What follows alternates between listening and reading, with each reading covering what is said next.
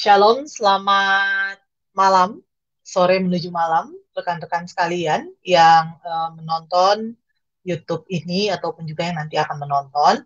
Hari ini kita masih dalam selasaan kita masih dalam sesi ataupun juga pembahasan mengenai marriage enrichment dan salah satu aspek di dalam pernikahan tentu adalah kehadiran anak. Nah, hari ini kita akan sama-sama membahas, melihat bagaimana kita seharusnya merawat anak, bagaimana seharusnya kita membawa anak secara khusus kepada Tuhan, ya, bertumbuh di dalam iman. Dan memang di dalam masa-masa yang ada seringkali gitu ya, sebagai orang tua, kita seringkali menjadi orang-orang yang mungkin eh, tentunya menaruh sangat banyak pengharapan kepada anak-anak kita gitu ya. Tapi bagaimana seharusnya kita merawat, mendidik gitu ya anak-anak yang Tuhan percayakan di dalam iman kepada Tuhan. Nah, hari ini kita akan sama-sama membahas dan juga bersama-sama nanti kita akan mendiskusikannya bagi rekan-rekan, teman-teman, saudara-saudara yang mungkin memiliki pertanyaan, bisa boleh menuliskan pertanyaan ataupun juga kalau ada yang mau sharing secara khusus tentang pengalaman pribadi, boleh juga mungkin jikalau ingin diketahui gitu ya pengalaman pribadinya, boleh men-sharingkannya secara khusus di live chat. Dan mungkin pengalaman pribadi rekan-rekan sekalian bisa menjadi berkat juga buat setiap kita yang boleh membacanya. Ya, bagi yang hadir secara khusus menonton, boleh silakan memperkenalkan diri secara khusus di live chat, mungkin saling menyapa juga satu dengan yang lainnya, ya. Dan hari ini kita akan sama-sama mendengar pemaparan materi. Narasumber kita adalah Kamona, ya. Beliau adalah alumni Perkantas Solo, ya. Dan kita akan sama-sama mendengar pemaparannya. Sebelumnya, mari kita bersatu di dalam doa terlebih dahulu. Tuhan, terima kasih untuk waktu ini. Kalau kami boleh kembali Tuhan kumpulkan di dalam ruang online ini ya Tuhan, kami mau menyerahkan kepada Tuhan ketika kami akan bersama-sama belajar, ketika kami akan bersama-sama berdiskusi, dan juga mendengarkan materi, kiranya apa yang akan sama-sama kami nikmati, apa yang akan sama-sama kami pelajari dan diskusikan ini sungguh dapat menjadi berkat tersendiri bagi setiap kami yang boleh hadir. Kami menyerahkan waktu ke depan di dalam kami bersama-sama mendengar setiap pemaparan materi, maupun juga nanti mungkin akan ada diskusi, tanya jawab, kiranya Tuhan yang boleh memimpin keseluruhan acara dari awal hingga akhir nanti, kiranya apa yang kami kerjakan berkenan di hadapan Tuhan, dan setiap hal yang kami boleh pelajari, dapatkan, dapat menjadi berkat bagi setiap kami, dan Tuhan yang boleh menolong juga secara khusus Kamona yang akan membawakan dan juga menyampaikan setiap materi. Kami membuka, menyerahkan ya Tuhan, acara kami secara khusus pada malam hari ini kepadamu. Di dalam Kristus kami berdoa, kami memohon.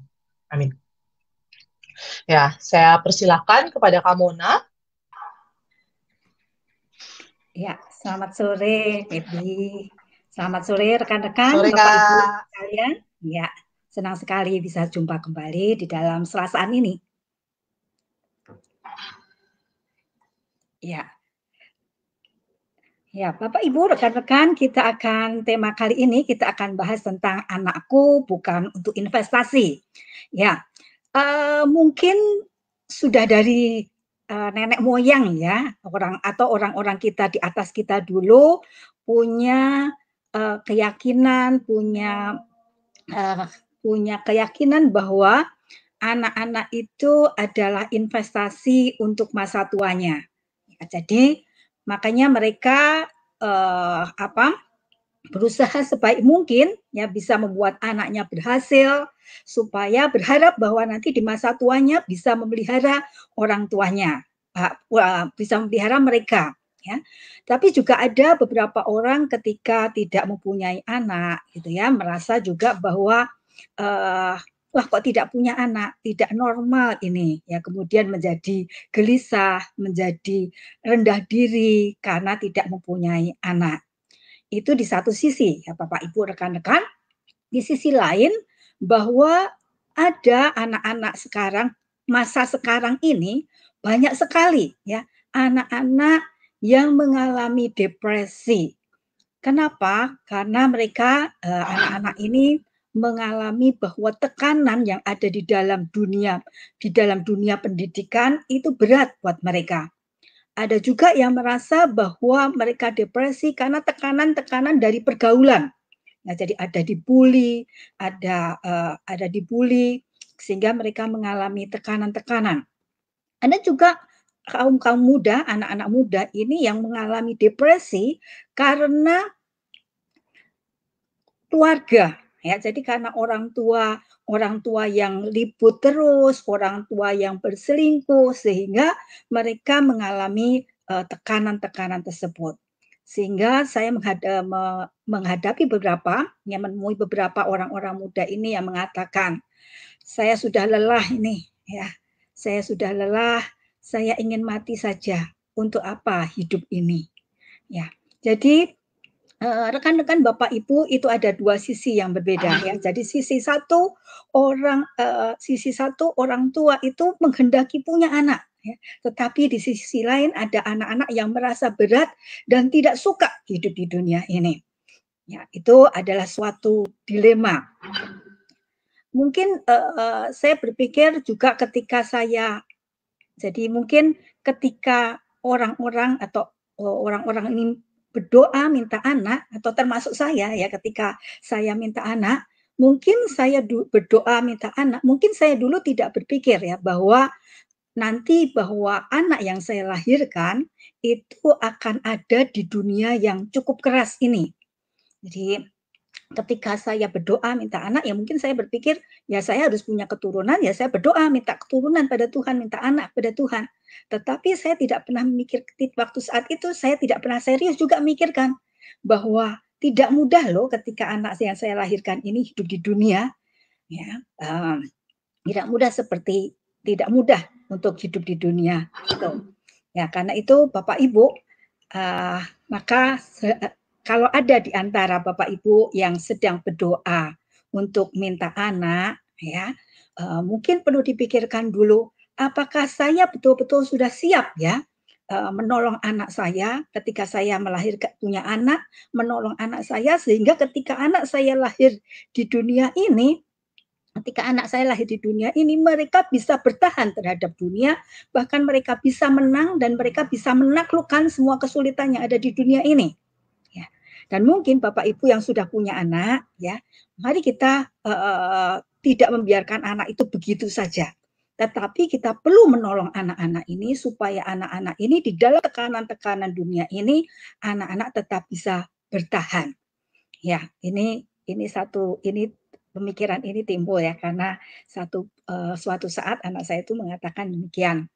Ya, ketika dia ada di dalam tekanan-tekanan studinya, kemudian tekanan beberapa persoalan, dia mengatakan, aku pengen tidur dan nggak bangun lagi.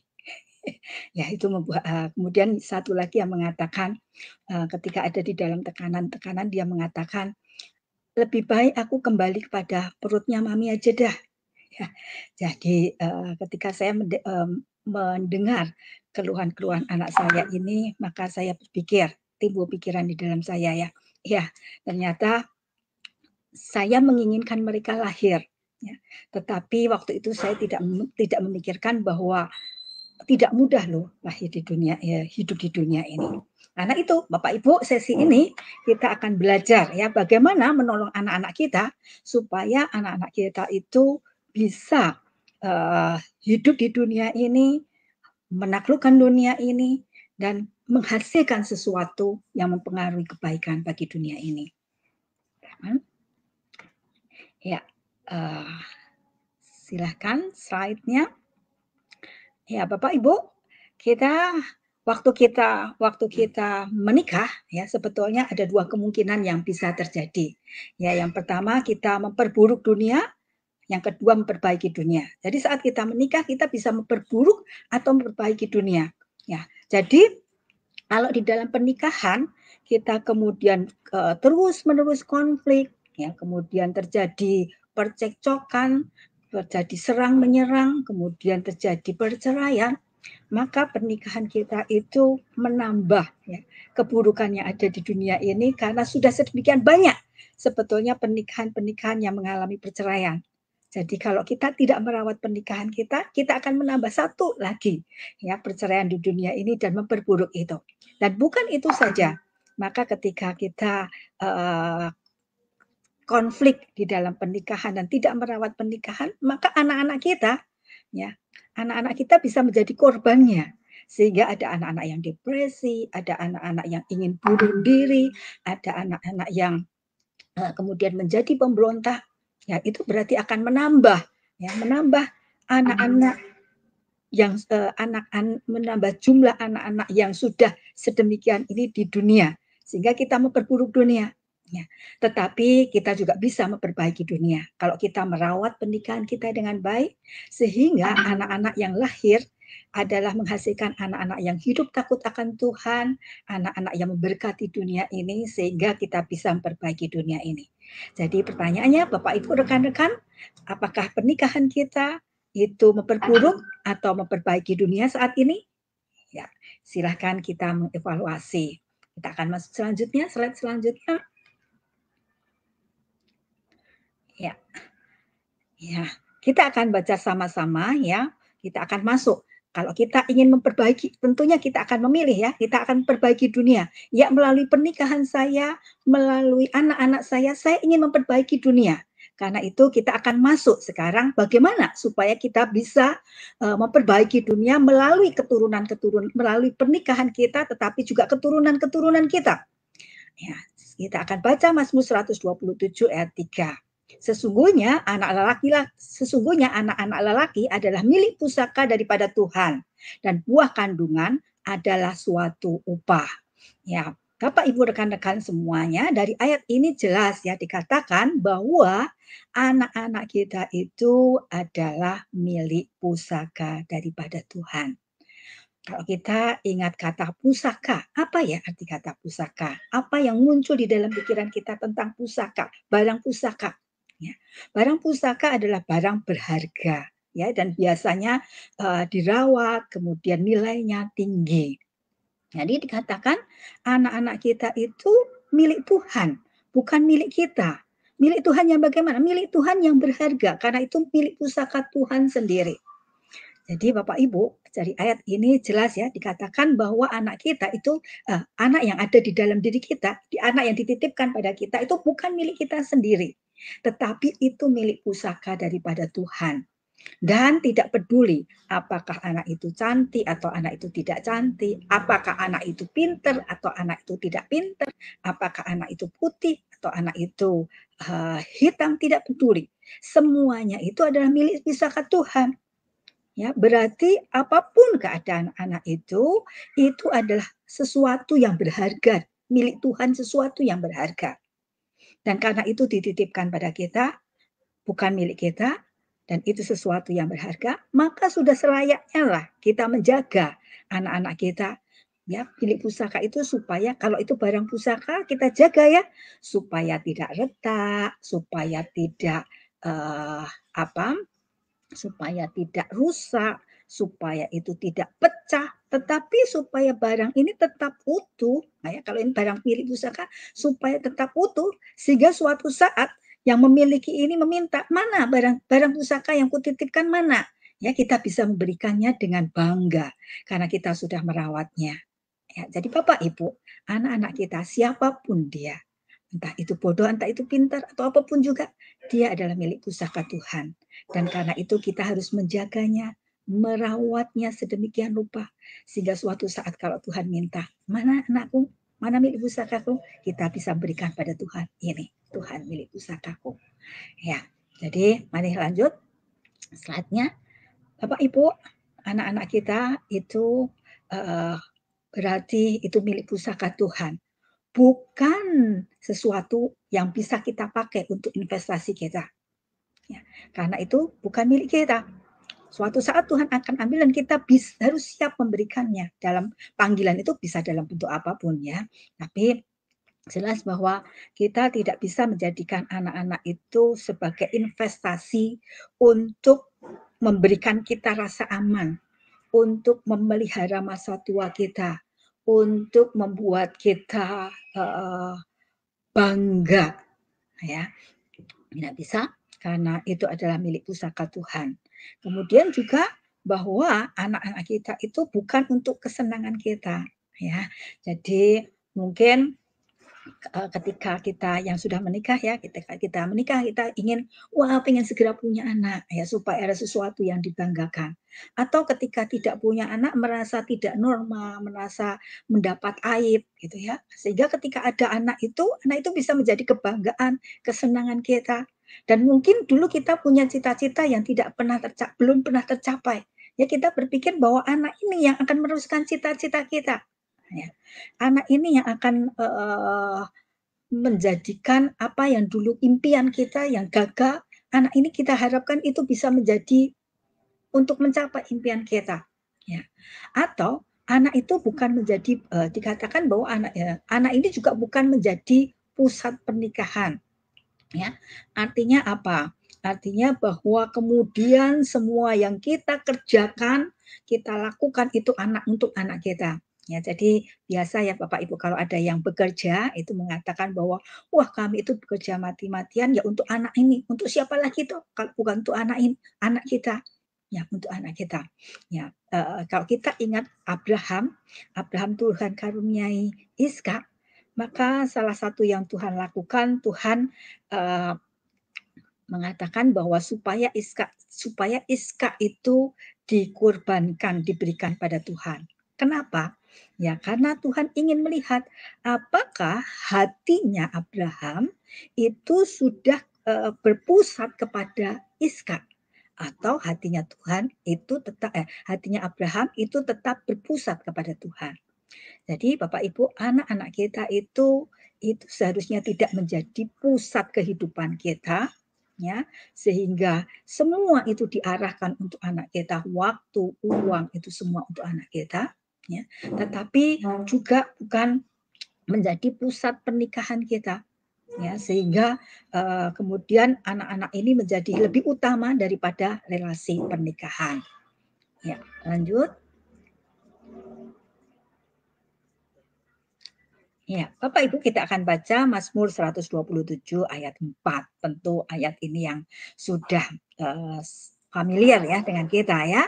Seperti anak-anak panah di tangan pahlawan, demikianlah anak-anak pada masa muda.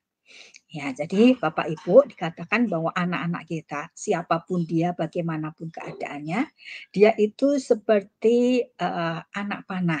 Ya, anak panah ini akan dengan busur akan ditarik dengan busur akan terlempar, kemudian akan menuju satu sasaran. Jadi kepada setiap anak, siapapun dia, apapun keadaannya, Tuhan itu punya sasaran tertentu untuk anak itu. Ya, sejak anak itu diciptakan, sejak anak itu ada, Tuhan tuh punya tujuan tertentu yang akan dicapai oleh anak ini. Nah, maka dikatakan seperti anak panah di tangan pahlawan. Siapa pahlawannya? Ya pahlawannya kita ini orang tua ini. Orang tua dari anak-anak kita. Tuhan mengajak kita bekerja sama, ya Tuhan mengajak kita bekerja sama supaya milik pusakanya dia yang punya tujuan tertentu, sasaran tertentu, Tuhan punya tujuan tertentu untuk dia, ya itu kita diajak bekerja sama supaya kita bisa meluncurkan anak panah itu untuk mencapai sasarannya. Jadi kitalah pahlawan itu. Lanjut. Nah, Bapak Ibu, kalau kita seorang pahlawan yang akan memanahkan busur, ya memanahkan dengan busur akan memanahkan anak panah itu, bagaimana kalau kita tidak pernah berlatih? Ya, apakah kita bisa mencapai? Apakah anak panah tadi bisa mencapai sasaran? Ya, sasaran yang paling tepat di busur itu. Kalau kita tidak pernah berlatih, ya mungkin kita baru pegang busurnya saja sudah kaku ya, sulit ya. Bagaimana ini pegangnya? Apalagi melemparkan untuk mencapai sasaran. Ya, karena itu Bapak Ibu, kalau kita pengen menjadi pemanah yang baik, maka yang pertama kita harus berlatih, ya, harus punya tahu ilmunya, ya, ya, ilmu memanah itu bagaimana, tahu teorinya, tetapi juga berlatih, ya, supaya kita bisa memanahkan tepat pada waktunya. Karena itu Bapak Ibu, kalau kita sebagai orang tua yang akan memanahkan anak-anak kita supaya mencapai sasaran yang Tuhan inginkan, itu kita juga perlu untuk belajar. Ya, Bapak Ibu, mungkin kita berpikir ya, belajar menjadi orang tua nggak perlu ya. Pokoknya yang penting kita ingat aja apa yang dilakukan orang tua kita kepada kita, itu ingat aja kemudian ditiru, nggak usah belajar. Toh mereka sudah berhasil juga menjadikan saya sedemikian rupa. Jadi tidak perlu belajar. Ya, Bapak, itu tentu itu tidak tepat. Karena apa? Karena zaman ini terus berubah. Ya, tentu zaman kita waktu dibesarkan oleh orang tua kita berbeda sekali dengan zaman sekarang. Ya, zaman itu cepat sekali berubah sehingga kita tidak bisa dengan demikian saja menggunakan ya ilmu yang apa yang dilakukan orang tua kita dulu untuk diterapkan pada anak-anak kita. Kita perlu belajar.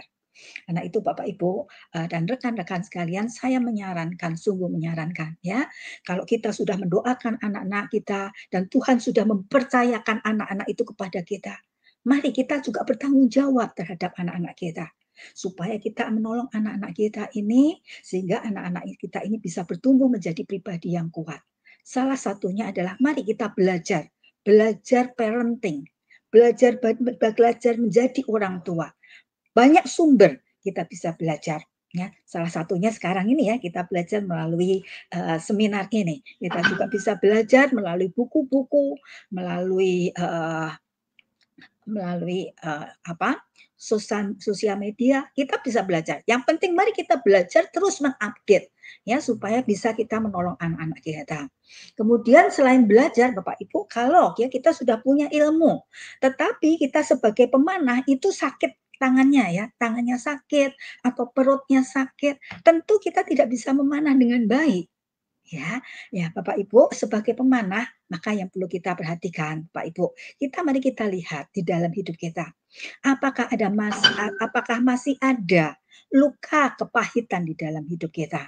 Ya, mungkin dulu kita pernah mengalami penolakan dari orang tua atau penolakan dari orang-orang sehingga kita sakit hati. Ya, atau mungkin kita punya trauma-trauma yang mungkin kita dulu pernah dihukum oleh orang tua kita ya dimasukkan ke tempat mungkin gudang yang gelap, atau kita trauma mungkin orang tua kita meninggal tanpa sempat pamit kepada kita ya. Itu mungkin trauma-trauma yang kita alami, atau kita punya kemarahan, kita punya dendam dan benci. Ya, Bapak Ibu, itu perlu kita bereskan. Tapi dulu, kenapa?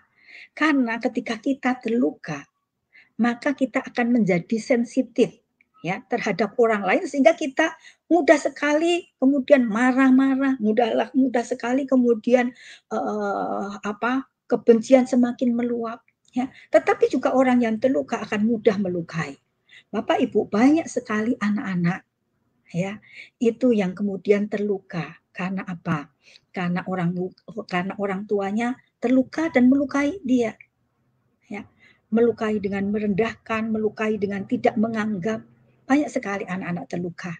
Karena itu Bapak Ibu, mari kita kalau ada luka, mari kita pulihkan luka kita supaya kita tidak melukai anak-anak kita. Kemudian yang kedua, apakah kita sehat mental? Bapak Ibu, sekarang tekanan kita hidup di dunia ini tekanannya tidak mudah ya. Banyak sekali tekanan yang bisa membuat kita depresi, yang bisa membuat kita stres. Ya, karena itu Bapak Ibu, mari kita lihat apakah kita sehat mental. Ya, saya menolong ada beberapa orang muda yang saya tolong, anak muda ini mengalami depresi berat. Karena apa? Karena orang tuanya itu juga tidak sehat mental. Orang tuanya mengalami depresi, ada orang tuanya yang bipolar, ya, sehingga memperlakukan anak ini sedemikian rupa, sehingga anak ini juga kemudian tertekan, anak ini ingin bunuh diri, anak ini tidak tahan hidup, ya.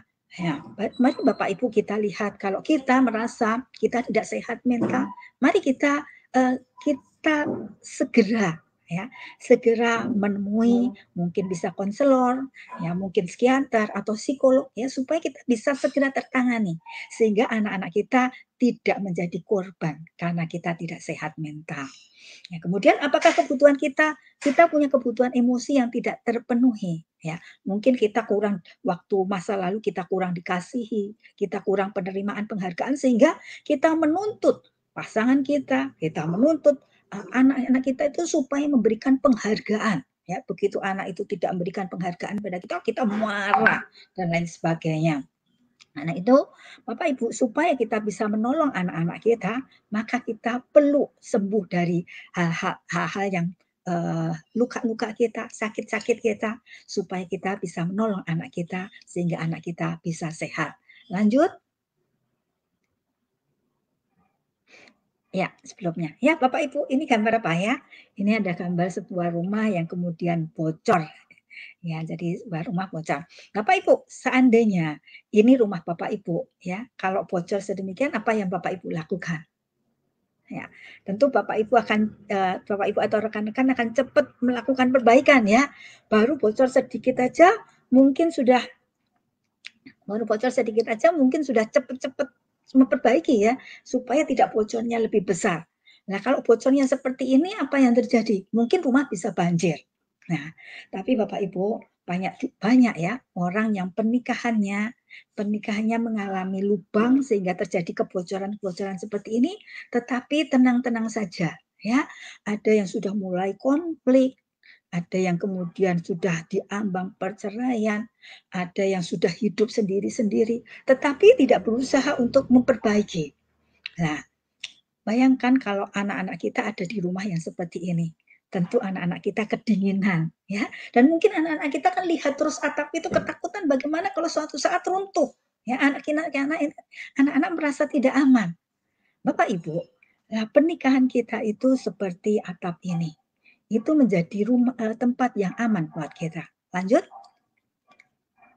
Ya, silakan.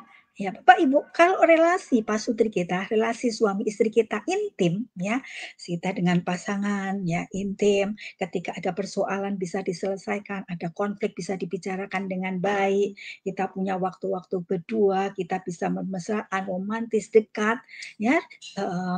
Ketika relasi kita intim dengan pasangan kita intim, maka itu akan memberikan rasa aman dan nyaman bagi anak-anak. Sehingga anak-anak kita itu bisa bertumbuh maksimal, baik secara fisik, psikis, sosial maupun spiritual. Ya, jadi Bapak Ibu, di dalam kalau kita mau melakukan, kalau kita mau parenting, ya menolong anak-anak kita supaya anak-anak kita ini bisa bertumbuh sehat secara fisik, psikis, sosial, spiritual. Maka yang perlu diperhatikan yang pertama adalah relasi kita dengan pasangan. Ya, mari kita evaluasi bagaimana relasi kita dengan pasangan kita selama ini. Ya, apakah terkendali? Apakah walaupun konflik tetapi bisa selesai? Dan apakah kita intim dengan pasangan kita? Kita punya dekat dengan pasangan kita? Ya, atau sudah mulai ada kebocoran-kebocoran? Ya, kalau mulai ada kebocoran-kebocoran, mari Bapak Ibu cepat berbenah. Ya, yang bocor itu kemudian ditambal, ya, dibenahi supaya tidak ada kebocoran-kebocoran lagi. Dan supaya pernikahan kita itu menjadi tempat yang aman buat anak-anak kita bertumbuh. Ya, mari kita mengevaluasi relasi pasutri kita. Lanjut. Ya, kemudian untuk kita bisa melakukan parenting, apa yang perlu diperhatikan? Yang perlu diperhatikan adalah garis otoritas ya Bapak Ibu, garis otoritas di dalam keluarga kita. Ya, apakah sudah tepat seperti yang Tuhan firmankan bahwa yang paling atas adalah Kristus. Kristus itu pemegang otoritas itu adalah otoritas yang tertinggi. Nah, apakah selama ini kita sebagai suami istri itu betul-betul tunduk kepada Kristus? Hidup kita tunduk pada Kristus. Kemudian otoritas yang kedua suami. Ya, apakah suami Bapak Ibu kalau ada yang menjadi suami, apakah sudah berfungsi dan memegang otoritas dengan tepat seperti yang Tuhan inginkan? kemudian istri. Nah, apakah ini ada pada posisi yang tepat? Apakah istri sudah mulai di atas suami? Ya, mari Bapak Ibu, ini adalah sesuatu yang Tuhan sudah tetapkan. Kalau kita menurut garis otoritas ini, maka anak-anak kita bisa bertumbuh dengan nyaman dan aman di dalam keluarga kita. Tetapi kalau garis otoritas ini tidak seperti yang Tuhan firmankan, ini akan menjadi bahaya buat anak-anak kita. Ya. Bapak Ibu suami istri, maka mari Bapak Ibu sebagai suami istri kita saling menghormati. Ya, jadi di depan anak-anak, di depan maupun tidak di depan anak-anak, ya mari kita menghormati, suami menghormati istri, ya. Jadi ketika di depan anak-anak kita boleh mengatakan, ya, kita boleh muji-muji istri kita, ya, wah mamamu itu ada mama yang luar biasa loh, ya, dia sudah bekerja keras, menyiapkan makan, mengatur rumah sedemikian rupa, mamamu ini ada luar biasa. Nah, istri juga bisa sering memuji-muji suami, ya, wah papamu ini adalah papa yang bertanggung jawab, sehingga kita tidak pernah kekurangan, kita aman, kita dibela, kita dilindungi papa. Ya, kita boleh mengatakan itu di depan anak-anak. Ya, kemudian juga ketika misalnya anak-anak kita misalnya anak-anak ada yang membentak istri kita, membentak mamahnya. Nah, maka si suami ini harus membela si istri. Ya, boleh mengatakan jangan sampai loh ada yang berani, anak-anak papa berani membentak mama. Ya, karena mama ini adalah orang yang paling papa kasihi. Jadi tidak ada seorang pun yang boleh bentak mama. Ya, juga demikian kalau ada anak-anak misalnya kasar kepada papa atau tidak hormat pada papa, istri harus membela si suami. Boleh mengatakan tidak boleh ada seorang pun dari anak-anak mama yang tidak sopan kepada papa. Karena papa ini adalah orang yang paling mama hormati. Nah, jadi suami istri harus saling menghormati, ya, sehingga anak-anak pun bisa belajar menghormati. Jangan justru menjelek-jelekan, ya. Memang papamu itu, ya, nggak bisa dipercaya, atau suaminya memang mamamu itu boros, ya, cerewet. Nah, ini anak-anak tidak bisa menghormati. Maka Bapak Ibu, kok kita akan menolong anak-anak kita bertumbuh, mari suami istri harus belajar saling menghormati. Dan yang tidak kalah penting harus sepakat. Ya, sepakat. Kalau Bapak tadi berdasarkan garis otoritas, kalau suami sudah mengatakan A, istri juga sudah oke A. Jangan kemudian sendiri-sendiri. Ketika papa mama tidak sepakat, ini kasihan anak-anak.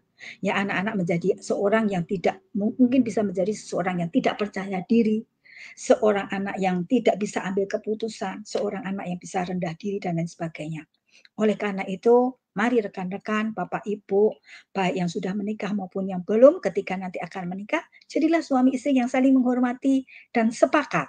Satu kata, sehingga anak tidak lari kepada ketika ditolak ibunya, lari kepada ayah. Ketika ditolak ayah, lari kepada ibu. Karena mereka tahu bahwa Bapak Ibu tidak sepakat. Sehingga kita bisa diadu domba. Ya, lanjut. Ya, silakan lanjut slide selanjutnya. Ya, setelah kita tahu ya garis otoritas itu perlu ditegakkan, kita akan belajar sekarang, kita akan masuk bagian ketika kita menjadi orang tua. Ya, di dalam parenting, Bapak Ibu yang dinamakan parenting itu berarti ada ayah, ada ibu. Ya, tidak salah satu. Jadi parenting itu adalah ayah dan ibu. Kedua-duanya punya peran. Ya, jadi kadang-kadang kalau kita dengar ya, ada seorang ayah ketika anaknya itu anaknya menjadi kurang ajar, anaknya mungkin dipanggil selalu dipanggil terus di sekolah, kemudian orang tuanya dipanggil BP, dimarah-marahin dan sebagainya gitu. Mungkin ada seorang ayah yang kemudian mengatakan kepada ibunya, ya, kepada istrinya, kamu itu sebagai mama tuh kerjanya apa saja sih? Ya, kok anakmu jadi sedemikian? Ya, sehingga si ayah ini menyalahkan ibunya. Bapak, Ibu, dan rekan-rekan, parenting itu berarti melibatkan ayah dan ibu. Ya, karena keduanya itu adalah anak ayah dan ibu. Keduanya punya tanggung jawab. Ya, jadi apa tanggung jawab seorang ayah? Tanggung jawab seorang ayah itu adalah pemimpin atau penanggung jawab. Ya, kemudian seorang ibu adalah pelaksana harian. Ya, jadi kalau di dalam pendidikan anak-anak, di dalam membesarkan anak-anak, ayah ini yang memimpin, ya, yang membuat undang-undangnya. Peraturan-peraturannya, undang-undangnya itu ayah, dia penanggung jawabnya. Ya, kemudian pelaksana hariannya adalah si ibu. Ya, ini karena naluri keibuan yang memang dekat dengan anak-anak. Kemudian bagian yang kedua, peran ayah adalah menegakkan, mengajar visi dan misi. Jadi ayah ini harus punya ya misi keluarga ini apa.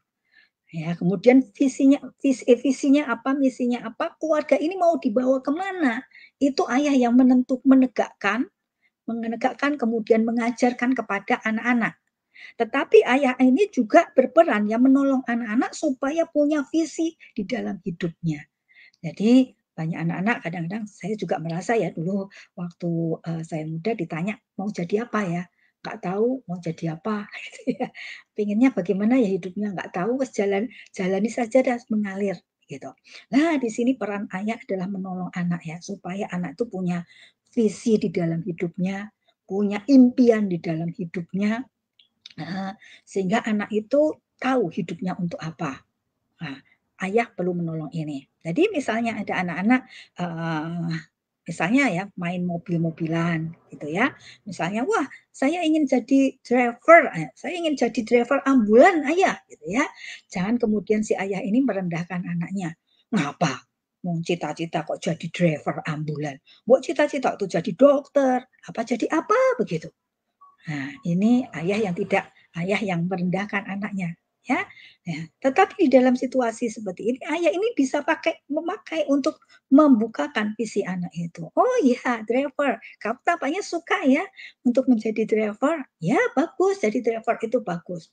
Ya, tapi kamu bisa juga loh, bukan hanya jadi driver, ya. Kamu bisa bercita-cita misalnya, ya, bisa membuat mobil, ya, atau punya usaha toko mobil, tapi kamu juga bisa punya kamu juga bisa loh menciptakan mesin-mesin, ya, mesin-mesin, kemudian atau mendesain mobil-mobil baru, kamu bisa itu. Nah, fungsi ayah itu adalah menolong anak ya, supaya punya visi, bisa punya impian, seperti itu. Ya, kemudian fungsi ibu apa di sini? Fungsi ibu adalah membangun relasi yang intim dan hangat. Jadi ibu-ibu dengan naluri keibuannya itu membangun kehangatan ya, relasi antara ayah dan anak-anak, antara anak-anak sehingga di keluarga itu ada kedekatan secara emosi. Ya, kemudian yang ketiga, ayah itu adalah membangun sistem berpikir. Ya, ini kecenderungan laki-laki kan rasionya itu kuat ya. Jadi ayah ini menolong anak-anak, yang mengajak anak-anak diskusi, ya diskusi kalau ya tergantung umurnya ya. Diskusi apapun, diskusi misalnya pengetahuan, diskusi politik, diskusi sejarah, diskusi olahraga, diskusi tentang seni dan lain sebagainya. Ya, ayah ini mengajak diskusi seperti itu sehingga anak-anak terbangun pola pikirnya. Nah, kalau ibu itu bisa mengajarkan tentang moral, ya, tentang berempati, tentang bagaimana menolong orang lain, tentang bagaimana etika. Nah, ibu bisa peran seperti itu. Kemudian ayah adalah menularkan maskulinitas. Ya, jadi ayah sebagai laki-laki ini mengajarkan, menularkan anak-anak sehingga anak-anak ini punya identitas gender yang jelas, sehingga bisa menjadi lelaki yang sejati. Ya, kemudian juga ibu bisa menularkan feminitasnya. Ya, Bapak Ibu rekan-rekan sekarang kita zaman sekarang waktu-waktu ini banyak sekali orang-orang muda yang kemudian menjadi gay, menjadi lesbi. Itu salah satunya adalah karena peran ayah dan ibu yang tidak kuat. Ya, tetapi mari di sini ayah sebagai ayah hadirlah sebagai ayah supaya anak-anak tidak mengalami fatherless ya. Anak-anak bisa menjadi anak-anak laki-laki bisa menjadi anak-anak laki yang kuat, laki yang sejati ya, bisa bertumbuh menjadi kelelakiannya dan perempuan bisa bertumbuh menjadi kewanitaannya sehingga mereka bisa punya identitas gender yang jelas. Ya, ini peran Bapak Ibu, peran ayah dan ibu, keduanya punya peran masing-masing sesuai dengan kekasannya. Lanjut. Ya. Ya, ini saya tambahkan juga peran Bapak Ibu sesuai dengan umur ya. Di dalam 0-2 tahun ini perlu anak-anak itu dekat dengan ibunya ya, karena ini adalah masa menyusui. Nah, kemudian apa supaya anak itu punya kedekatan dengan ibu yang dan tidak kaget ya, kan 9 bulan sudah ada di dalam kandungan. Jadi ketika nanti keluar kemudian terpisah dengan ibunya, itu mungkin bisa terjadi penolakan ya. Tetapi dengan setelah 9 bulan di dalam kandungan kemudian dekat dengan ibu, anak ini tetap mempunyai bonding ya dengan ibu. Nah, tugasnya ayah apa? Tugasnya ayah mendukung ibu ya. Kalau ibu memberi ASI, ayah ini mendorong ya. Nah, jadi ada ibu-ibu yang kesulitan memberi ASI. Lah, ibu bapaknya ini mendorong ya, memberikan semangat supaya ibunya ini semangat memberikan ASI ya, memberikan makanan-makanan supaya makanannya bergizi ya. Tetapi juga mungkin menolong kalau tidak ada pembantu ya bisa menolong mencuci popok, baju dan lain sebagainya supaya si istri ini ya bisa sepenuhnya bonding dekat dengan anaknya. Kemudian 3-6 ini kedua anak dekat ya, anak-anak ini dekat dengan kedua orang tuanya. Tujuannya apa? Supaya di masa usia emas ini anak-anak itu punya kedekatan dengan kedua orang tuanya. Kemudian anak-anak bisa merasakan kebersamaan orang tuanya. Kemudian anak-anak bisa merasakan membedakan oh ini laki-laki, ini perempuan gitu ya. Nah, 7-10 tahun itu sesuai dengan gender. Artinya anak laki-laki perlu dekat dengan dengan ayahnya, anak perempuan perlu dekat dengan ibunya. Ini supaya anak-anak bisa belajar punya identitas gender, punya identitas seksual dan identitas gender. Dari orang tuanya. Kemudian juga bisa menjelang masa pubernya si anak-anak ini bisa belajar ya. Oh, ayah itu jadi seorang laki-laki itu demikian, seorang wanita itu demikian gitu ya. 11-14 itu dekat dengan lintas gender. Jadi yang laki-laki dekat dengan ibunya, yang perempuan dekat dengan ayahnya. Ya, ini supaya apa? Supaya belajar ya, bagaimana seorang ayah itu memperlakukan istrinya. Ya, sehingga apa? Sehingga si anak ini, misalnya anak perempuan itu punya gambaran, oh, laki-laki itu seperti ini, ya. Sehingga kemudian besok ketika dia mencari teman hidup, dia punya gambaran laki-laki yang baik itu yang seperti ini, gitu ya. Tetapi juga di dalam ini kedekatan ini anak-anak perempuan bisa dipuaskan ya, bisa punya kedekatan dengan lawan jenis ayahnya, ya itu membuat membuat mengenal ya bagaimana relasi dengan lawan jenis. Ya, jadi anak-anak perempuan yang tidak punya kedekatan dengan ayah itu ada problem-problem yang ketika pacaran itu sangat mudah tergoda dengan bujukan laki-laki ya, sehingga mudah sekali dibujuk oleh laki-laki ya, sehingga jatuh di dalam kemudian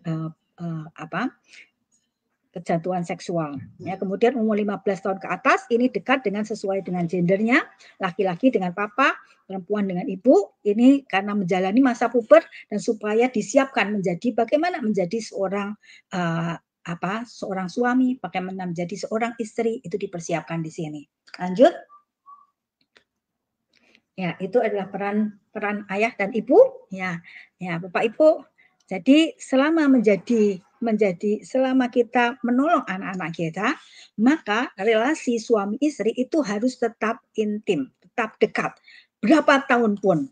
Ya, Bapak Ibu, ini ada gambar yang kiri itu anak-anak, 3 anak di tengah, ya, gambar yang kanan itu anak-anak di samping. Ya, menurut Bapak Ibu mana yang benar? Ya, yang kiri itu relasi suami istrinya terpisah oleh anak-anak ya, tetapi yang kanan itu relasi suami istri tetap dekat. Nah, yang kanan inilah yang suami istrinya berjejeran inilah yang benar. Karena ketika suami istri dekat, maka itu bisa memegang anak-anaknya dengan kuat. Ya, kemudian ketika anak-anak nanti mandiri, maka relasi suami istri ini tetap kuat. Ya, jadi mari Bapak Ibu, kapanpun usia pernikahan Anda, relasi suami istri itu harus tetap dikuatkan. Oke, lanjut. Ya, Bapak Ibu, kita sudah belajar tadi ya bagaimana peran peran ayah ya. Kemudian kita akan melihat Maleakhi 2 ayat 15, bukankah Allah yang esa menjadikan mereka daging dan roh, dan apakah yang dikehendaki kesatuan itu? Keturunan ilahi. Jadi jagalah dirimu dan janganlah orang tidak setia terhadap istri dari masa mudanya. Ya. Jadi Bapak Ibu, kita ketika kita menikah, kita bukan hanya langsung biasanya pengen punya berapa anak ya, pengen 2, 3, 5 dan lagi ya. Nah, tapi Bapak Ibu di sini dikatakan bahwa kita punya anak itu bukan hanya ingin punya anak lucu gitu ya, punya anak berapa begitu ya. Tetapi yang dikehendaki Allah adalah bukan hanya anak-anak itu ya, tetapi yang dikehendaki adalah keturunan ilahi. Ya, keturunan ilahi itu apa? Ya, keturunan ilahi itu anak-anak yang mengenal anak-anak yang mengenal Allah, anak-anak yang kemudian menjadi anak-anak Allah. Ya, jadi Bapak Ibu yang dikehendaki di dalam pernikahan itu bukan hanya menghasilkan berapa jumlah anak, ya, tetapi yang dikehendaki adalah bahwa dari pernikahan kita itu menghasilkan anak-anak Allah. Ya, jadi Bapak Ibu jangan puas ketika Bapak Ibu sudah punya anak 2 atau 3. Ya, tetapi Bapak Ibu, tanggung jawab Bapak Ibu atau rekan-rekan semuanya bahwa kita bukan hanya punya anak, tetapi menjadikan anak-anak itu keturunan ilahi, anak-anak yang mengenal Allah, menerima Kristus dalam hidupnya, anak-anak yang kemudian menjadi anak-anak Allah. Lanjut.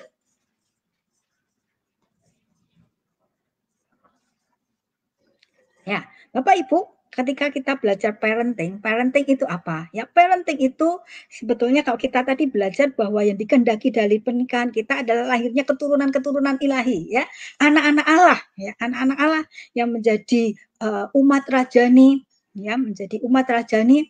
Maka parenting itu sebetulnya harusnya adalah merupakan proses pemuritan, ya, di mana orang tua itu terus bertumbuh menjadi murid Kristus dan memuridkan anak-anaknya menjadi murid Kristus.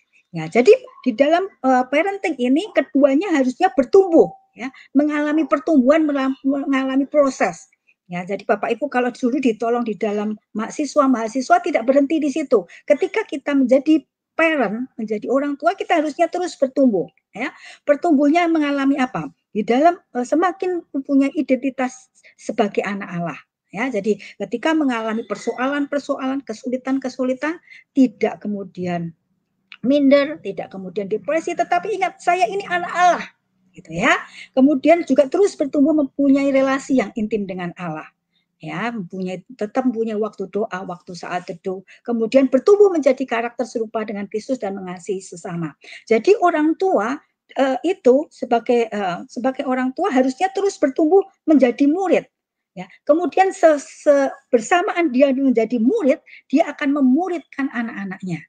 Ya, sehingga Bapak Ibu kalau dikatakan di Matius amanat agung itu menjadi bangsa, menjadikan semua bangsa muridku, mungkin kita bisa PI kemana-mana, kita bisa pelayanan kemana-mana, kita bisa KKR kemana-mana. Tetapi kalau anak-anak kita itu tidak menjadi murid-murid Kristus, betapa ironisnya. Oleh karena itu, mari Bapak Ibu kita mulai, kita jadikan rumah kita, pernikahan kita itu sekolah pemuritan. Sehingga ada anak-anak dihasilkan. Kita bertumbuh menjadi murid, tetapi juga anak-anak kita bertumbuh menjadi murid. Lanjut. Ya, Efesus 2 ayat 10. Ya, kalau kita akan mulai pemuritan, ya, mulai pemuritan di dalam sekolah pernikahan. Apa tujuan kita mendidik anak kita? Karena kita ini buatan Allah, diciptakan dalam Kristus Yesus untuk melakukan pekerjaan baik yang dipersiapkan Allah sebelumnya. Ia mau supaya kita hidup di dalamnya. Ya, Bapak Ibu, jadi dari ayat ini kita tahu bahwa ketika Allah menciptakan kita diciptakan di dalam Kristus Yesus, Allah itu punya tujuan. Ya, tujuannya supaya kita melakukan pekerjaan baik yang sudah Tuhan siapkan sebelumnya dan kita mau di dalamnya. Lanjut. Karena itu dari ayat ini kita bisa mengambil, lanjut. Dari ayat ini kita bisa mengambil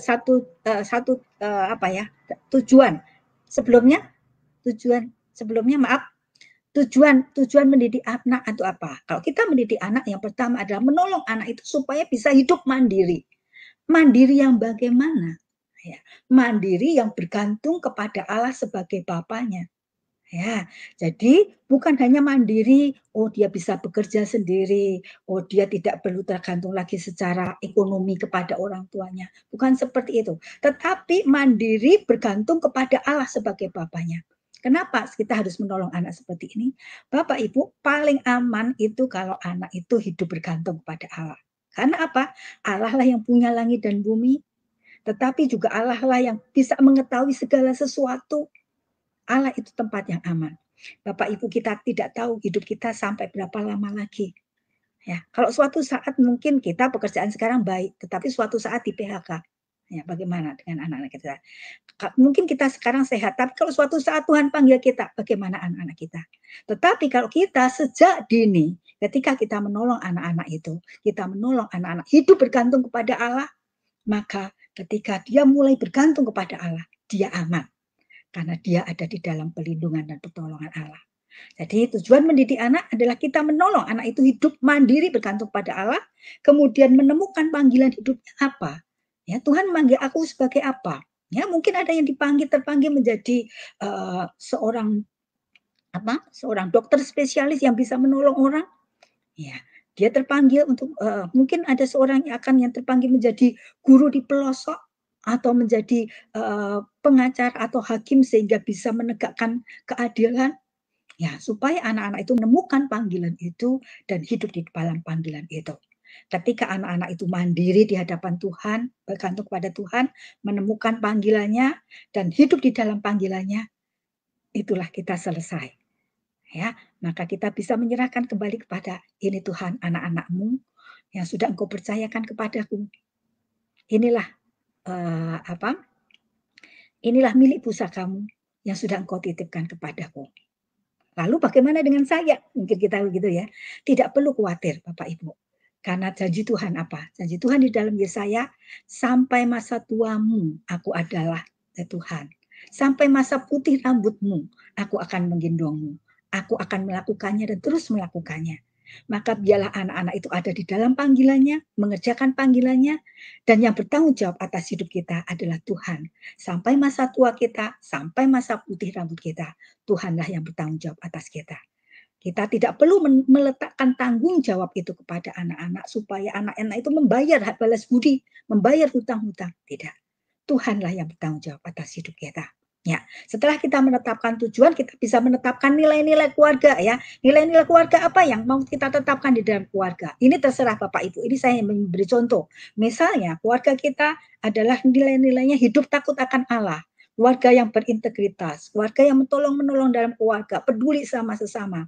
Nah, nilai-nilai inilah yang akan kita ajarkan kepada anak-anak. Ya, misalnya berintegritas, ya kita akan menolong anak-anak itu berkata jujur, bertindak jujur. Ketika anak itu tidak mulai jujur, kita harus menegurnya, kita harus membenahinya. Nah, tetapkan nilai-nilai dalam keluarga kita apa? Keluargaku mempunyai nilai-nilai seperti ini. Itulah yang diperjuangkan dan dibangun di dalam keluarga. Lanjut. Ya, ya. Sekarang bagaimana? Ya, tadi kita sudah ngerti ya. Jadi apa? Bagaimana tujuan mendidik anak ya. Kemudian kita di dalam melakukan parenting, mari kita Bapak Ibu melakukan parenting ini dengan happy parenting ya. Bapak Ibu, saya melihat ada menemui beberapa anak-anak muda itu ketika dididik ya menjadi dididik disiplin tegas, ya, kemudian di dalam kebenaran menjadi anak-anak yang kaku ya, tidak bisa bersosialisasi sehingga teman-teman atau orang-orang di sekitarnya juga merasa ini aneh begitu. Nah, mari Bapak Ibu kita menciptakan parenting yang happy parenting ya, sehingga anak-anak kita tetap menjadi anak-anak yang artinya yang bisa bersosialisasi, bisa dengan orang lain. Ya, bagaimana? Pertama, mari miliki kedekatan emosi atau bonding. Ya, Bapak Ibu, kedekatan emosi atau bonding ini perlu diciptakan, ditolong pada anak-anak.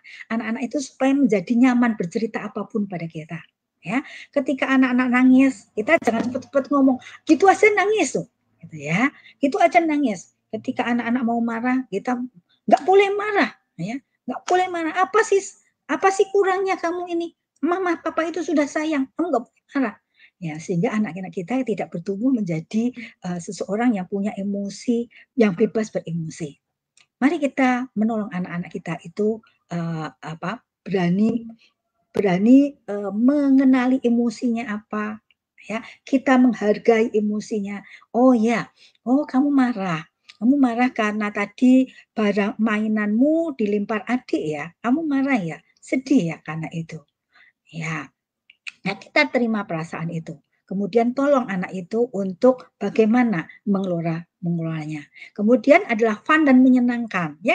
Mari kita menciptakan anak-anak sesuatu yang bermain, yang menyenangkan. Ada waktu-waktu bermain, ada waktu-waktu menyenangkan, ada waktu-waktu bergurau, ya. Sehingga anak-anak kita bukan menjadi anak yang kaku. Lanjut. Ya, kemudian yang terbuka, ya terbuka artinya ketika kita bersalah sebagai orang tua bersalah mau mengakui kesalahan kita. Kita juga memberikan kesempatan anak-anak kita bersalah, kita menerima kesalahannya dia ketika dia minta maaf kita berterima.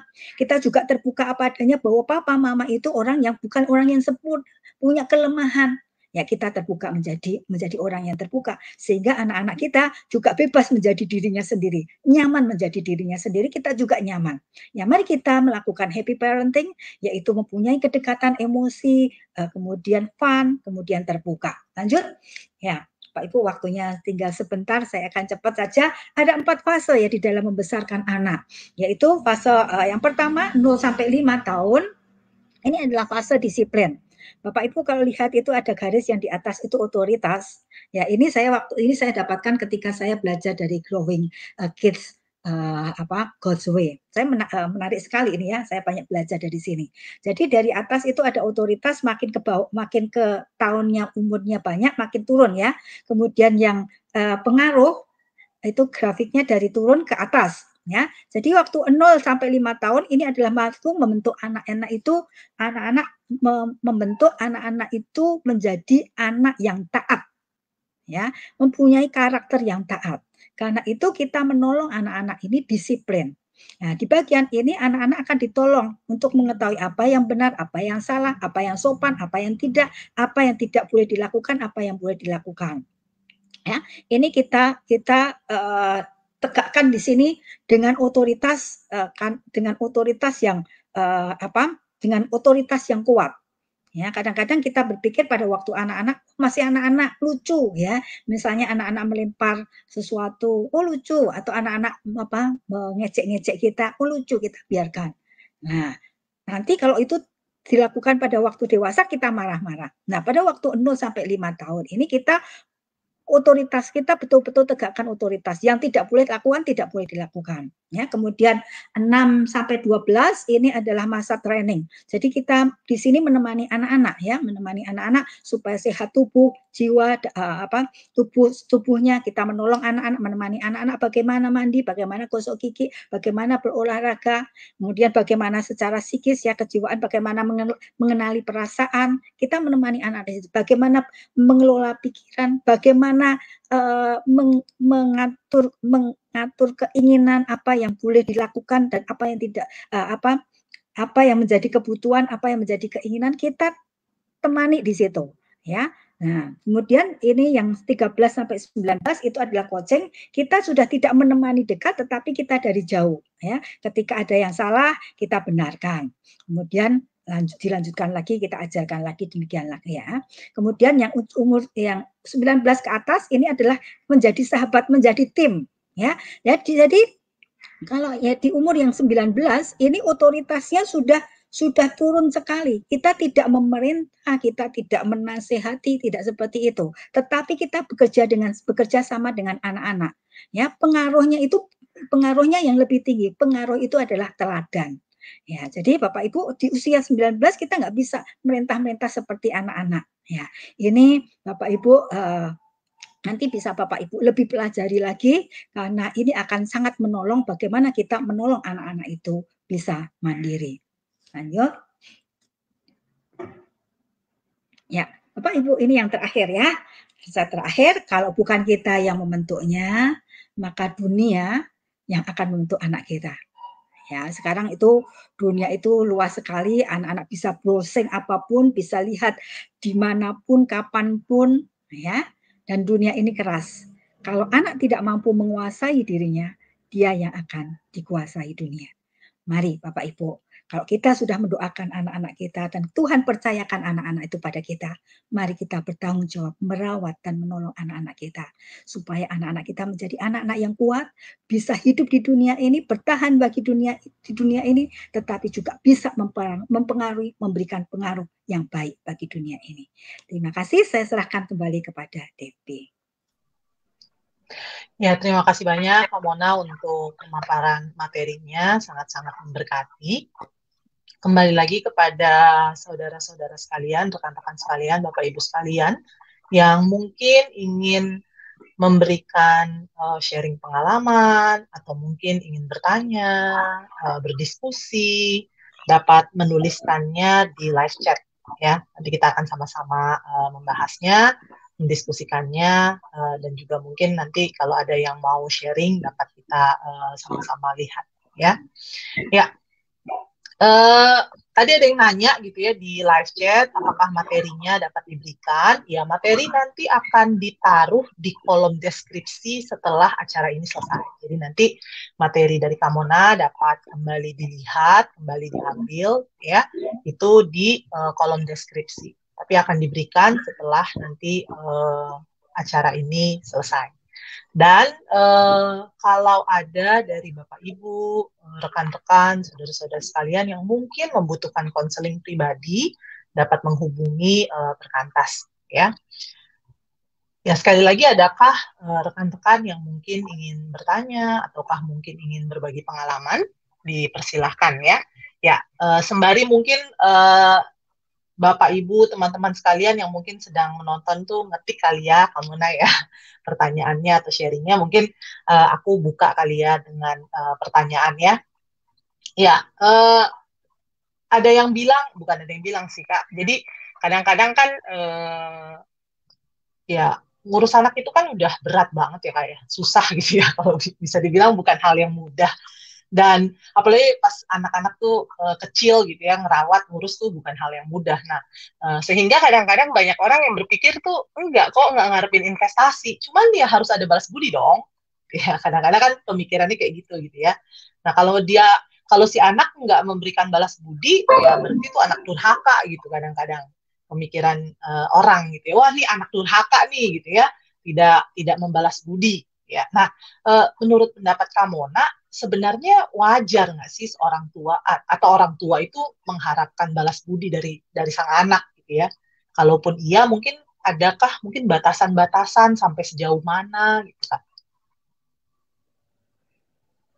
Ya, kalau balas budi sebetulnya sebetulnya kan anak itu tidak minta dilahirkan, ya. Kan orang tua yang minta, kan orang tua yang mau melahirkan dia. Ya.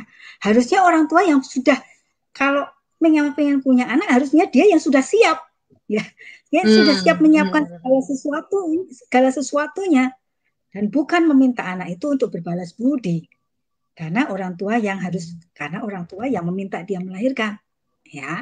Tetapi kalau orang tua itu mengajar ya bahwa anak itu harus menghormati orang tua, begitu, itu bukan dalam rangka supaya si anak ini membalas budinya orang tua. Enggak. Tetapi supaya anak ini melakukan firman Tuhan yang mengatakan, hormatilah orang tuamu supaya berbahagia umurmu dan lanjut usiamu. Ya, jadi kalau saya sebagai orang tua tidak mengajarkan ini kepada anak, maka anak tidak menghormati orang tua, dia tidak mendapat berkat dari janji ini. Begitu. Jadi kalau saya sedang mengajarkan kepada anak menghormati orang tua, menghargai orang tua, itu bukan dalam rangka balas budi pada saya, supaya besok masa tua saya tidak ketakutan, ya, ada yang bertanggung jawab, kalau ada yang sakit itu merawat, bukan untuk itu, ya. Tapi saya berpikir itu adalah untuk masa depan anak saya. Tahu ya bedanya ya? Bukan untuk balas budi. Karena anak tidak pernah minta dilahirkan. Kitalah yang minta anak itu dilahirkan. Kita yang harus bertanggung jawab. Kita yang harus bertanggung jawab terhadap anak itu sampai anak itu bisa mandiri, ya. Tetapi untuk hidup kita, kitalah yang juga bertanggung jawab atas hidup kita. Tetapi saya katakan lagi ya, nggak usah takut dengan hidup kita, nggak usah takut dengan masa tua kita. Ya, karena Tuhan berjanji sampai pada masa tuamu, aku adalah tetap Tuhan. Sampai putih rambutmu, aku akan menggendongmu dan aku akan melakukannya terus. Aku akan menanggung terus. Jadi tidak perlu menimpakan ini kepada anak-anak. Tak usah takut masa tua kita, masa sakit kita, Tuhan yang bertanggung jawab. Oke, thank you Kak Mona. Jadi menarik juga ya tadi statementnya Kak Mona ya, bahwa bukan kita, terkadang orang tua lah yang minta supaya anaknya itu dilahirkan gitu ya. Jadi memang ini seharusnya membuat banyak orang yang ingin punya anak tuh mikir kali ya Kak Mona ya. Mikir bahwa ya udah kalau emang benar-benar mau punya anak ya bertanggung jawab gitu. Bukan hanya sekedar yang penting punya anak gitu ya supaya nanti bisa jaga di masa tua gitu. Karena banyak memang orang tua yang punya pemikiran seperti itu, pengen punya anak ya dalam rangka tadi investasi gitu ya, dalam rangka bisa merawat di hari Investasi, tua. Padahal, iya, investasi, padahal, kemudian supaya tidak malu, ya kan? Kalau nggak punya anak nanti dikatakan nggak ah, malu, supaya nggak malu. benar, Kemudian juga untuk kebanggaan ya, kebanggaan. Oh sudah yes, menikah punya anak. Nah, kadang-kadang kan hanya berpikir itu, tetapi tidak sedang ya, berpikir bahwa anak ini setelah dilahirkan nggak mudah loh dia hidup di dunia ini. Dia harus berjuang terhadap dunia ini. Nah, saya dulu ketika punya anak juga tidak mikir ini. Ya, ya. tapi Makanya dari di siaran ini dibukakan ya kayak. Karena ya saya yakin sih supaya memang banyak banyak pasangan-pasangan muda di luar sana juga yang mungkin ingin memiliki anak juga kadang-kadang karena tuntutan ya, tuntutan sekitar seperti yang tadi Kamona bilang gitu. Kalau nggak punya tuh kesannya tuh aneh gitu ya. Kalau nggak punya tuh apa namanya tadi yang Kak Mona bilang itu nggak sebagaimana mestinya, ya nggak normal, ya. Jadi memang banyak juga yang seperti itu sih pasangan-pasangan muda yang ingin punya anak ya dengan alasan-alasan itu. Jadi semoga siaran ini juga dapat membukakan ya Kak ya, tadi setiap materi juga dapat membukakan bahwa ya punya anak bukan cuma sekedar untuk bangga-banggaan seperti tadi kamu bilang, bukan untuk ya investasi hari tua ya, tapi ya emang itu tanggung jawab dari Tuhan. ya, Oke, oke. harus menyiapkan dulu ya, harus menyiapkan dulu baik tadi ya, secara mental disiapkan, spiritual disiapkan, tetapi juga dengan ilmu parenting ya. Sebelum menikah Hmm. itu harus belajar ilmu parenting dulu ya, belajar dari buku, belajar dari seminar, belajar dari apapun, banyak sumber supaya ketika punya Hmm. anak kita tahu gitu ya. Kita Hmm. bukan hanya mengikuti bagaimana orang tua dulu membesarkan saya, enggak Hmm. ya. Iya, iya, iya. Ada satu pertanyaan masuk Kak di live chat gitu ya. Dari ini Kak Hendri Hermawan. Terima kasih Kak, Tuhan Yesus memberkati. Mau bertanya, bagaimana Kak cara mendisiplin anak yang kecanduan main handphone Kak? Ya, Ya, gimana tuh itu Kak? Silakan Kak. masalah yang masa pandemi ini banyak sekali ya, hampir Ih, sebagian besar anak mengalami kecanduan handphone ini ya. Ya memang tidak mudah mengatasinya karena memang anak-anak harus harus dengan handphone terus kan. Mereka alasan ya mm-mm, karena juga dengan sekolah dan lain sebagainya. Nah, mungkin kita bisa mulai dengan pendekatan yang tidak langsung merintah atau langsung melarang begitu ya. Kita pendekatan dengan baik, bicara dari hati ke hati. Ya, kemudian sistemnya adalah ya, menggantikan mm, sesuatu yang nilainya uh, lebih menarik dengan anak-anak ini. Ya, misalnya kemudian anak-anak ini kita janjikan ya pergi jalan-jalan atau pergi misalnya libur atau waktu kosong ya pergi menikmati apa jalan-jalan atau lihat apa yang nilainya itu lebih menarik. Kalau nilainya nggak lebih menarik mm, itu anak-anak nggak mau ya. iya. Ya, mungkin pada waktu-waktu libur juga misalnya diajak yang ke alam gitu ya. Ya, supaya juga anak-anak timbul timbul keinginan ke alam gitu ya. Atau kita lihat hobinya apa. Misalnya anak itu hobinya suka gambar. Ya kita fasilitasi, ya kita fasilitasi Mm, alat-alat gambar, mungkin kita panggilkan guru les gambar gitu ya. Atau hobinya apa? Supaya anak itu teralih. Jadi prinsipnya adalah menggantikan, jangan melarang. Kalau cuma melarang toh, nah kalau kemudian melarang dia terus nganggur, nggak ngapain ngapa gitu ya. Karena kan nggak boleh keluar-keluar kan sekarang. Teman-teman juga nggak bisa ketemu gitu. Nah, jadi prinsipnya adalah menggantikan dengan sesuatu yang lebih menyenangkan. Nah, terserah anak itu senang apa. Ya, kadang-kadang orang tuanya sibuk kan ya. Jadi anak-anak ya biarlah anak-anak HP. Kadang-kadang yang memulai juga orang tua sih. Supaya orang tuanya tidak terganggu, oh ini anak ini dikasih HP. Ya, setelah anak itu kecanduan, orang tuanya yang bingung. Nah, mungkin adalah bagi anak-anak yang belum terlanjur, ya, ketika orang tua itu akan memberikan HP. Nah, itu buat perjanjian-perjanjian di depannya. Jangan setelah itu akan sore. Ya, perjanjian-perjanjian di depannya terserah lah perjanjiannya. Misalnya sehari itu kalau tidak untuk pelajaran berarti berapa jam, gitu. Kemudian tidak boleh pakai password. Ya, terserah perjanjiannya apa itu di depan.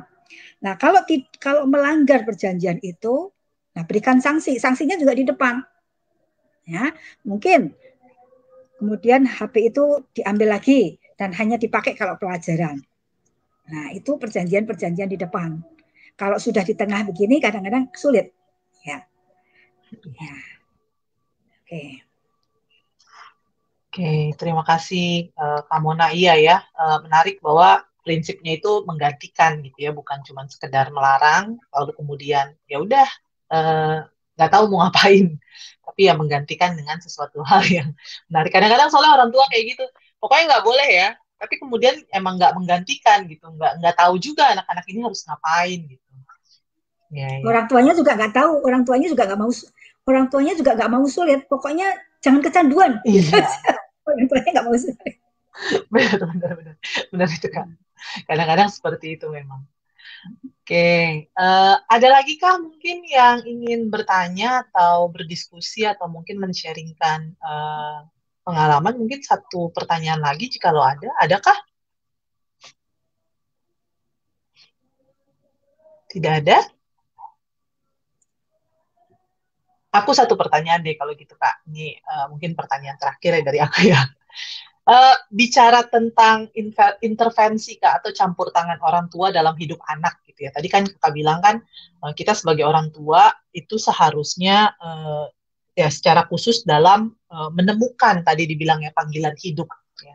Nah, tapi dalam kenyataannya banyak juga mahasiswa-mahasiswa yang dilayani itu agak kesulitan dalam menemukan panggilan hidup karena yaitu campur tangan orang tua yang suruhnya ini, suruhnya itu, atau kalau tadi Kamona mungkin di awal bilang ya, memaksakan cita-cita dulu si orang tua dulu kepada anak gitu kan ya.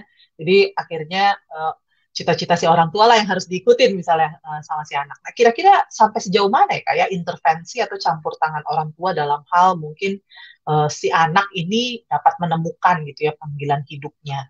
Gitu. Ya, mungkin tadi kan prinsipnya jadi tujuan mendidik anak itu mengajar ya supaya anak itu bergantung kepada Tuhan ya. Ya, bergantung pada Tuhan ini artinya anak ini kemudian mampu berrelasi dengan Tuhan, mampu mendengar Tuhan, mampu mendapat keyakinan-keyakinan dari Tuhan.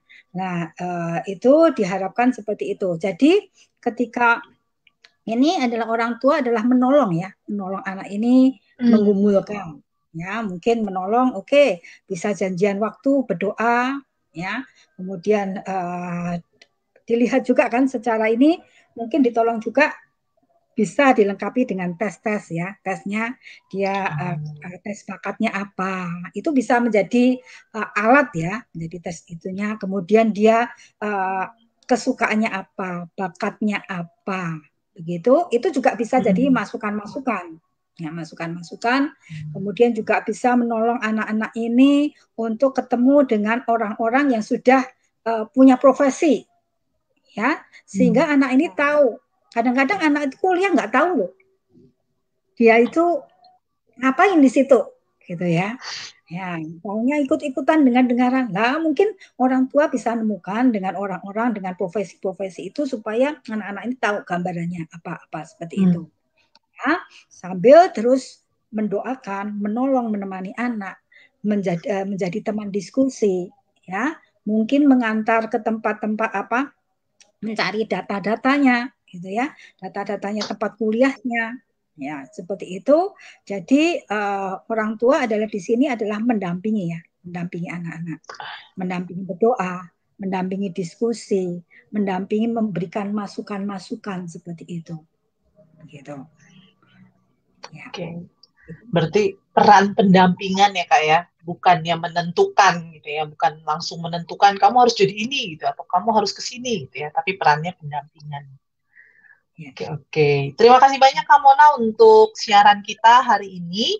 Eh, Mungkin ada closing statement Kak yang mungkin bisa diberikan kepada kita semua sebagai mungkin juga pesan gitu ya terkait dengan tema kita hari ini ya, anakku bukan untuk investasi. Ya, oke. Bagi rekan-rekan, Bapak Ibu sekalian, jadi jangan hanya ingin anak gitu ya, untuk kebanggaan, untuk investasi atau untuk menutupi rasa malu atau untuk kesenangan ya. Tetapi ketika kita sedang minta anak itu kepada Tuhan, ya ingatlah bahwa ketika diberi anak, anak itu adalah milik pusaka Tuhan. Ya, berarti kita harus hati-hati merawatnya, menjaganya, sehingga suatu saat kita bisa mengembalikan itu kepada Tuhan dengan sesuatu yang seperti Tuhan inginkan. Dan untuk itu kita tidak bisa tanpa belajar, tanpa berlatih seperti pemanah tadi ya.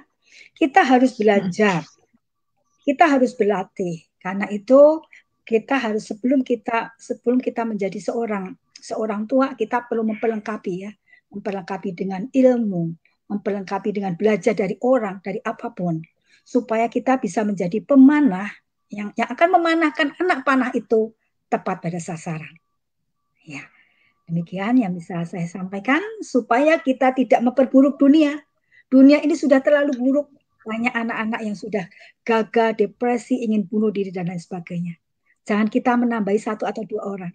Ya, tetapi mari kita memperbaiki dunia ini lewat pernikahan kita. Kita memperbaiki dunia ini lewat anak-anak kita. Demikian yang bisa saya sampaikan. Terima kasih banyak Kak Mona. Ya, supaya kita bisa memperbaiki dunia melalui kehadiran pernikahan dan juga anak-anak yang mungkin kita yang Tuhan karuniakan gitu ya di dalam pernikahan kita. Terima kasih banyak Kak Mona. Sebelum nanti Kak Mona akan menutup di dalam doa untuk siaran kita hari ini, ada beberapa pengumuman yang ingin saya sampaikan. Hal yang pertama adalah kembali mengingatkan bahwa materi akan kembali ditaruh di kolom deskripsi setelah acara kita selesai nanti. Jadi bisa ditemukan kembali materi yang disampaikan Kak Mona di kolom deskripsi. Lalu kemudian jikalau Bapak Ibu, rekan-rekan sekalian membutuhkan konseling pribadi, dapat menghubungi Perkantas. Dan besok kita akan ada siaran SMS di hari Rabu seperti biasa. Jangan lupa ya, kita akan sama-sama membahas melihat literasi sebagai berkat Tuhan. Hari Rabu 8 Desember jam 1 siang. Lalu kemudian siaran Selasaan ini akan kembali kita adakan di hari Selasa minggu depan kembali, masih dengan seri Marriage Enrichment. Karena itu nantikan siaran berikutnya gitu ya di hari Selasa minggu depan. Kepada Kamona, mempersilakan Kamona untuk menutup kita siaran kita hari ini di dalam doa. Ya, mari Bapak Ibu, rekan-rekan sekalian kita akan berdoa. Tuhan, sungguh saat ini kami bersyukur kepadamu kalau kami boleh melihat kalau kami sudah memiliki anak-anak, kami tahu bahwa itu bukan milik kami sendiri. Itu adalah milik pusakamu. Terima kasih kalau Engkau boleh mempercayakan anak-anak itu kepada kami. Karena itu tolong Tuhan supaya kami di dalam kelemahan kami, di dalam keterbatasan kami bukan hanya menuntut anak kami seperti apa yang kami inginkan, tetapi supaya kami boleh terus menjadi orang tua yang terus mau belajar, memperlengkapi diri, sehingga bisa menolong anak-anak kami bertumbuh menjadi anak-anak yang mandiri, hidup bergantung kepada Tuhan, yang kemudian menemukan panggilannya dan hidup di dalam panggilan yang sudah Engkau tetapkan. Mari Tuhan Engkau tolong mampukan kami sebagai orang tua, mampukan, berikan hati, berikan hikmat, berikan kuasa. Tetapi juga tolong kami ketika kami mungkin ada yang sudah menikah tetapi belum memiliki anak. Tolong supaya Engkau terus mempersiapkan kami juga. Supaya kami mau mempersiapkan diri menjadi orang tua, calon orang tua yang sudah belajar. Sehingga ketika Engkau mempercayakan anak-anak itu nanti kepada kami boleh menolong anak-anak itu. Engkau tolong juga di antara kami, kalau kami ada yang belum menikah, tolong supaya apa yang kami pelajari ini boleh menjadi bekal untuk di dalam pernikahan nanti. Terima kasih Tuhan untuk acara hari ini, terima kasih untuk semua fasilitas, terima kasih untuk semua pertolongan yang Engkau berikan. Kami bersyukur, kami memuji nama-Mu, dan kami mengembalikan kemuliaan kepadamu.